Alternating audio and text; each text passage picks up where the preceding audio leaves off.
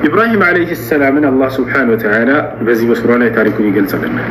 ወለቀድ አተይና ኢብራሂም ሩሽደሁ ሚን ቀብል፣ ሙሐመድ ሆይ በእርግጥም ከአንተ በፊት ለኢብራሂም ቅኑውን መንገድ በእርግጥ ሰጥቼው ነበር።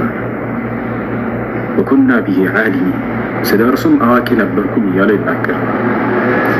ኢዝ ቃለ ሊአቢሂ ወቀውሚሂ ማ ሃዚሂ ተማሲሉ ለቲ አንቱም ለሃ ዓኪፉን። እንግዲህ አባቱ የኢብራሂም ዓለይሂ ሰላም ጣዖት አምላኪ ነበር።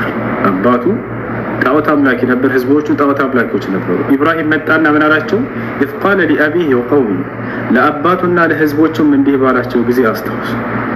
ማ ሃዚሂ ተማሲሉ ለቲ አንቱም ለሃ ዓኪፉን፣ እነዚህ ምስሎች ምንድን ናቸው? እናንተ ለእነርሱ አምልኮን የያዘን መቀመጥን የምትቀመጡላቸው የሆናችሁ ብሎ ጠየቃቸው። አማልክት ብለው ቀርጸው ምናምን እንደዚህ ለነዚያ ይሰግዳሉ።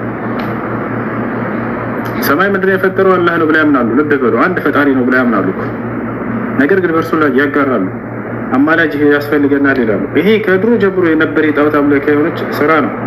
እኛ ጻድቅ አይደለንም፣ መካከለኛ ያስፈልገናል ከአምላክ ዘንድ የሚያቀራርቡን ብለው ጻድቃን እየተባሉ እነዚያን በቅርጽና በምስል እየሳሉ እየቀረጹ እነዚህን እንዳማላጅ አድርገው ይዟቸው ነበር። ያማልዱናል ብለው ያስባሉ።